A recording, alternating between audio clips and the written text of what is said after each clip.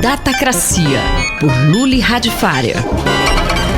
Você é sempre bem-vindo ao nosso Datacracia e o tema de hoje, a gente pode até medir, né? Métricas.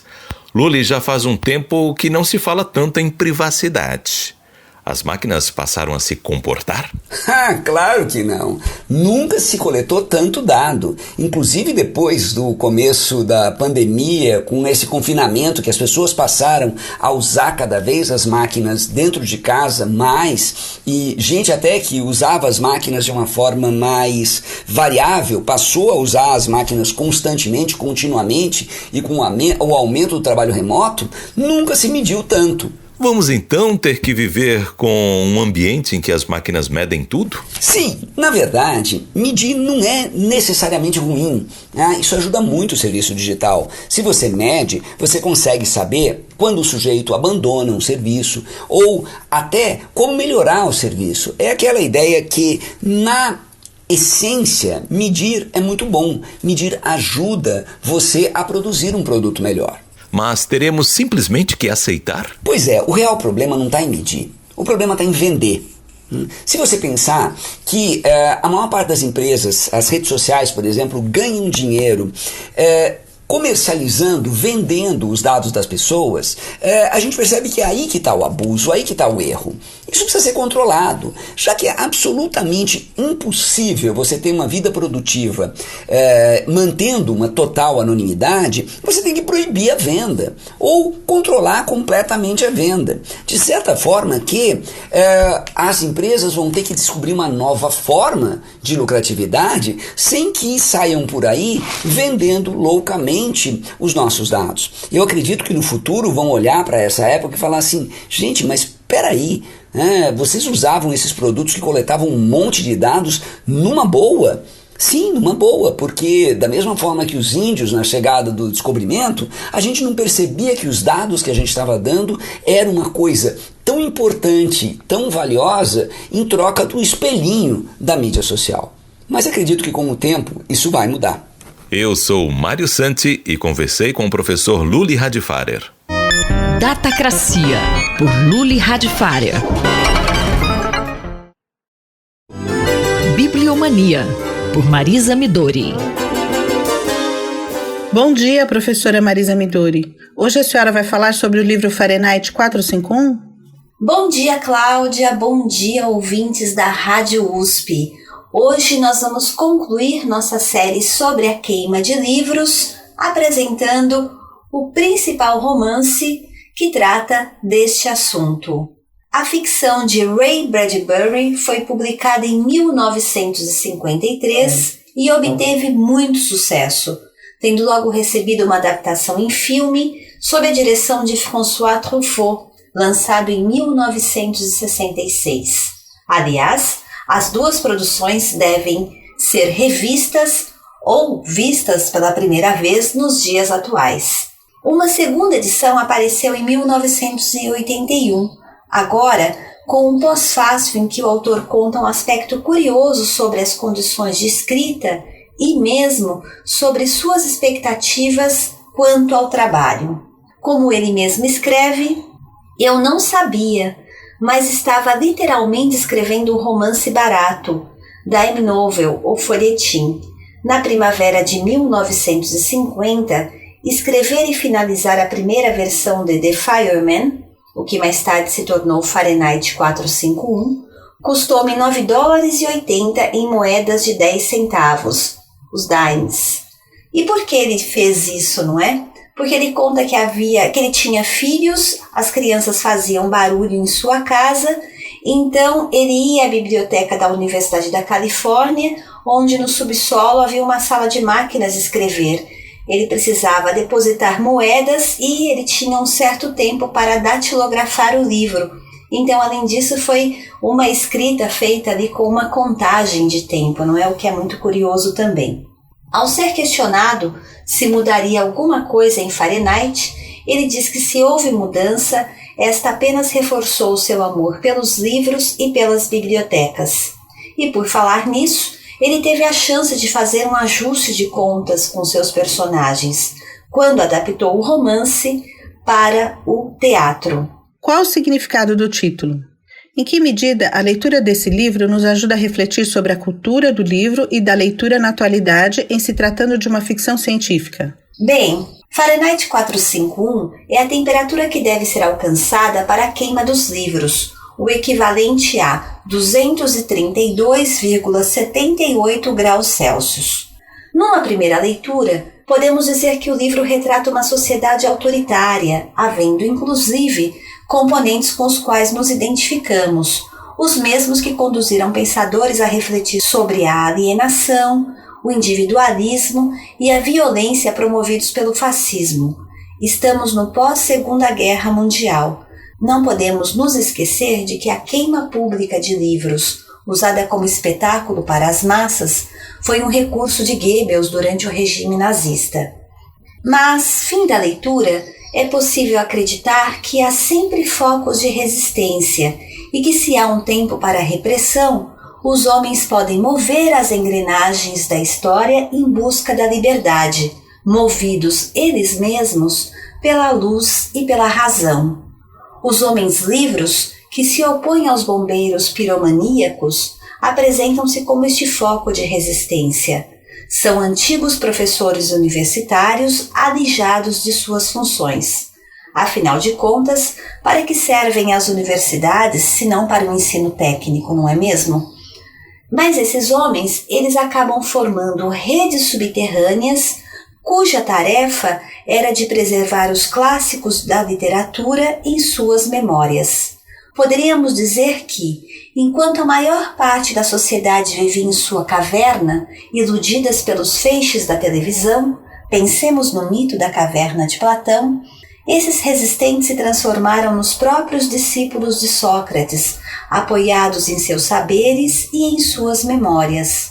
Até o dia em que suas vozes pudessem ser reconfiguradas em símbolos, os símbolos transcritos em suportes portáteis, e então veríamos nascer ou veríamos renascer uma nova era dos livros. Muito obrigada.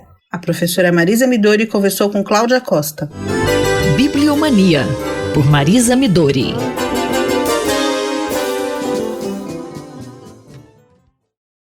Entender estrelas. Uma viagem pela astronomia, por João Steiner.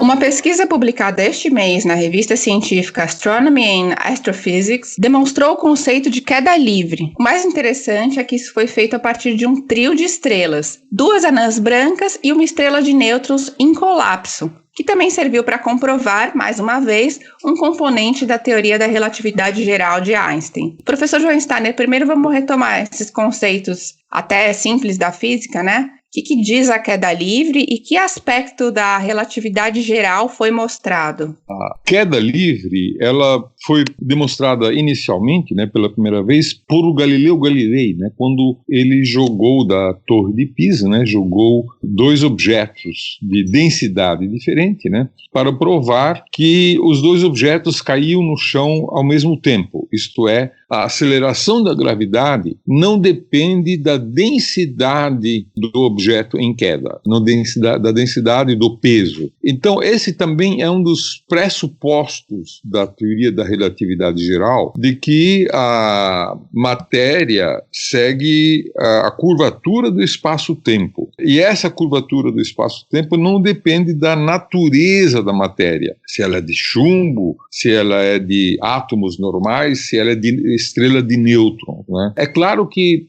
isso pode parecer óbvio, mas é muito interessante que a tecnologia possa chegar a um ponto de se medir isso, de se poder medir isso com grande precisão. E os objetos mais interessantes para se fazer esse tipo de medida de grande precisão são os pulsares. Os pulsares são estrelas de nêutrons que giram sobre o seu próprio eixo com períodos de fração de segundo. Então você tem pulsos extremamente fortes, extremamente curtos, e você pode medir os instantes com uma precisão que não dá para atingir com nenhum outro método, né? Hoje nós medimos o nosso tempo, né, os segundos, com relógios atômicos. Se nós quiséssemos, poderíamos fazer essas medidas com métodos mais precisos do que relógio atômico, que são as estrelas de nêutrons. Não se faz por uma questão de comodidade, né, mas um dia vamos precisar isso. Então, por causa dessa enorme precisão, conseguiu-se medir a aceleração da estrela de nêutrons e da anã branca, em torno da qual ela gira. Esse sistema é como se fosse a Lua, a estrela de nêutrons, girando em torno da Terra, uma anã branca. E as duas giram em torno do Sol, que é uma outra estrela de nêutrons, né? Então são sistemas de massa muito bem determinada e sabe-se calcular exatamente qual deveria ser a aceleração. E essas medidas foram feitas e se concluiu que a estrela de nêutrons e a anã branca giram em torno da outra anã branca exatamente com a mesma aceleração, com uma precisão que até hoje não tinha sido atingida. Então temos aí demonstrações de fenômenos do universo que estão servindo para comprovar conceitos antigos e mais recentes da física. O professor João Steiner, colunista da Rádio USP, conversou comigo, Luísa Caires. Entender estrelas. Uma viagem pela astronomia, por João Steiner. Ciência e esporte, por Paulo Santiago. Discussões sobre resultados e pontos de vista diferentes são comuns e bem-vindas em todas as áreas do conhecimento. Como elas acontecem com a ciência do esporte? Olá, ouvintes da Rádio USP. Nessa coluna nós não vamos falar somente de resultados de um estudo como se fosse uma coisa sempre boa, né, na ciência. Na verdade, toda publicação, todo trabalho, ele tem um lado positivo, mas existem sim as opiniões diferentes, as discórdias, as discussões, as contestações e até, em alguns casos, as retratações de trabalhos científicos. Nessa semana, e já tem um bom tempo, alguns pesquisadores discutem alguns trabalhos que às vezes um pesquisador considera ele de qualidade ruim, qualidade pobre, mas notem que às vezes um trabalho muito bem vendido, e isso já aconteceu muitas vezes na ciência e na ciência do esporte. Por exemplo, a famosa equação do 220 menos a idade que você tem para a frequência cardíaca de segurança para uma pessoa, né? E foi uma coisa meio que criada assim, sem muita fundamentação, e acabou se espalhando e se disseminando. Tem uma outra variável, né, que é chamada de carga do jogador ou carga externa, que seria um player load ou um workload, né, carga de trabalho, e que essa carga ela define níveis, né, que foi publicado por um autor, eu não vou citar nomes, que define níveis que são seguros e níveis que são possivelmente prejudiciais e que levam à lesão, que muitas vezes não conseguem ser reproduzidas. E isso leva alguns pesquisadores a discutirem e a retratarem e a levantar questões sobre a qualidade dos trabalhos. Nota que isso não é só exclusividade da ciência do esporte, isso acontece em vários campos da ciência. A gente presenciou recentemente a revista Lancet retratando aquele estudo sobre o risco da hidroxicloroquina para o músculo cardíaco, né, trazendo como o maior risco de infarto, né, problemas, né, daquele intervalo QT. A revista Science também retratou esse estudo, e tudo isso muito recente. Então existem muitos trabalhos, e isso é clássico, né? Essas discussões são positivas e são homéricas, né? Literalmente. Porque notem, né? O Einstein já foi criticado pelos seus pares quando ele tinha suas ideias, né? E aí ele levou adiante, algumas coisas foram comprovadas. Então na ciência do esporte não é diferente. Eu não vou citar os trabalhos, quais são esses estudos, mas principalmente nessa área do treinamento tem muita coisa que é discutida sim, que as pessoas lançam como, esse daqui seria um treino ideal, essa é uma carga de trabalho segura, e aí as pessoas discutem e falam, isso não tem uma fundamentação, você não pode comprovar, mesmo assim, né, o trabalho foi publicado.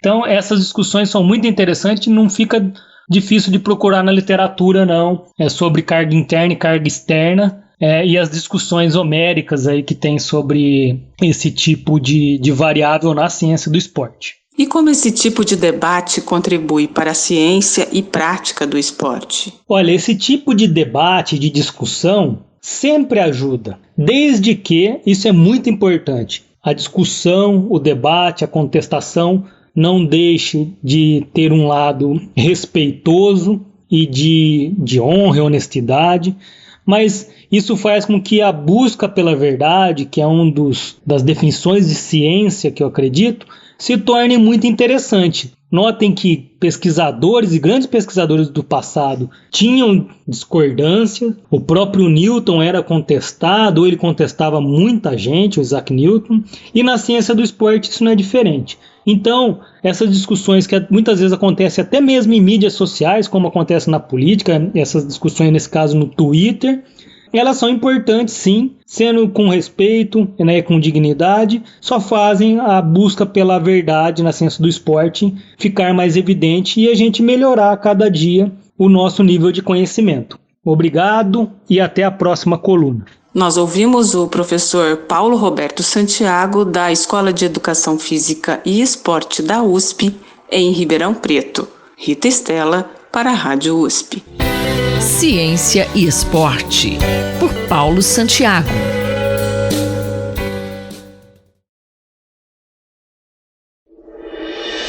Conflito e Diálogo, por Marília Fiorilo. Professora Marília Fiorilo, a recente onda de destruição de monumentos reacendeu a polêmica sobre a preservação da memória histórica. Como a senhora analisaria esse tema? Olá, Gustavo, ouvinte da Rádio USP. Nesta semana, Trump ameaçou com até 10 anos de prisão quem destruir monumentos norte-americanos. Com Trump, nunca se sabe se é bravata midiática.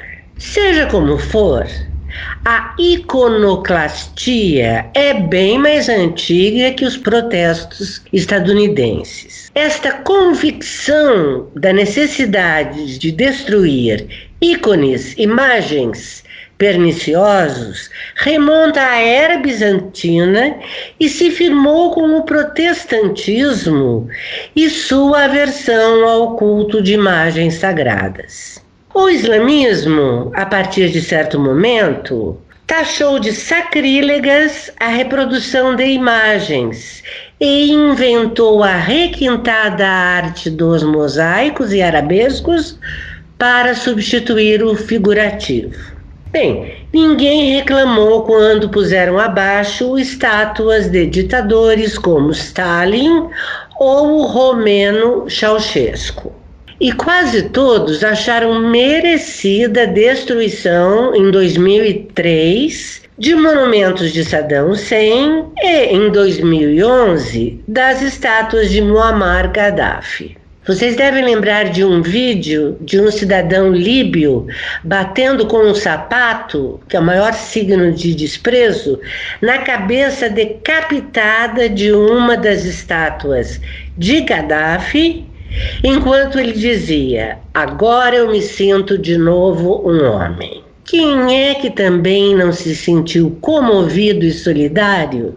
Outra coisa foi a destruição sistemática pelo Daesh, ou Estado Islâmico, dos Budas gigantes do século IV, esculpidos em rocha, no Afeganistão.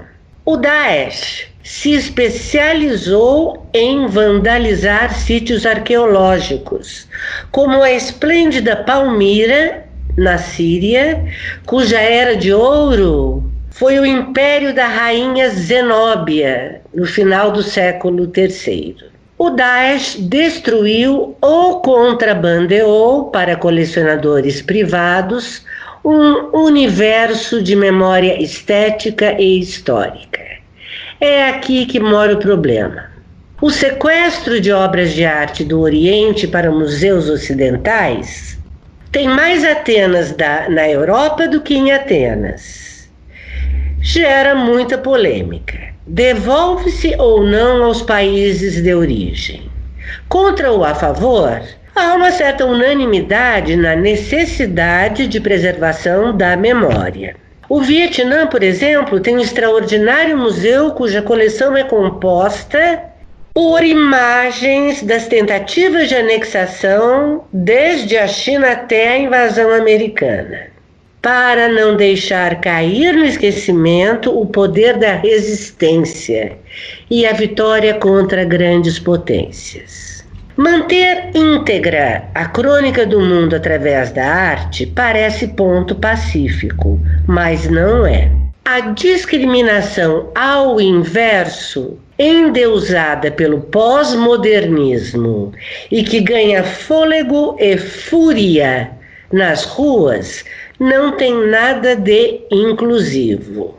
A Pequena Sereia, famoso monumento em Copenhague, é a campeã de revisionismos. Já lhe cortaram a cabeça, repuseram uma outra com uma burca, em protesto à candidatura da Turquia à União Europeia, e depois substituíram a burca por um enfeite natalino cristão. Eu estou mesmo preocupada com o menino que faz xixi, o famoso Mannequin Peace de Bruxelas. Esta estátua bem-humorada só tem 61 centímetros, mas, a continuar nesta batida, corre o risco de ser demolida sob a alegação de falocracia explícita. Eu, Gustavo Xavier, conversei com a professora Marília Fiorilo. Conflito e Diálogo, por Marília Fiorilo.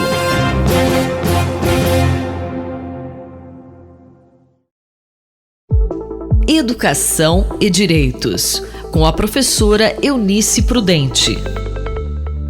Professora Eunice, qual o tema da coluna hoje? Prezados, novamente, educação e direitos, pensando junto, todos nós, cidadãos, na discricionariedade que Constituição e leis dispõem para a atuação de servidores públicos, cuja atuação é pautada principalmente pela lei e no interesse público, ou seja, no interesse do povo. Vamos repetir um pouco. É verdade, a lei não vai conseguir desenhar, descrever toda a atuação de um servidor público. Algumas funções são complexas. Imagine-se o servidor público militar. Então, as questões aí da segurança pública, a lei prevê a competência, exige o concurso público, estabelece conduta, mas não vai descrever toda a atuação, sobretudo o momento de ação do servidor público militar. Em que momento vai lhe parecer adequado puxar a arma, colocar a mão sobre uma pessoa, deter, prender, imaginando-se sempre para evitar o ato criminoso, para interromper um ato criminoso, para defender-se, para defender alguém da sociedade que ele nem conhece, para defender patrimônio, mas é verdade que essa discricionariedade, esse âmbito de atuação, onde a pessoa vai escolher ali o momento em que vai atuar, no caso da segurança pública, sacar uma arma, um equipamento que é do Estado, um equipamento que deve funcionar e ser de boa qualidade, e aquela pessoa deverá estar preparada, deverá estar devidamente cuidada para o exercício daquela função. A discricionariedade não é arbitrariedade, não é ilegalidade. é essa impossibilidade, muitas vezes, de se descrever todas as condutas em todos os momentos. A matéria de poder de polícia exercida pelos servidores públicos militares dos nossos estados federados brasileiros é um exemplo grave aí, porque diante de lesão ou de perigo a essa incolumidade pública, à saúde, ele deverá atuar, mas atuar no âmbito da justiça, da legalidade, do respeito à vida do outro.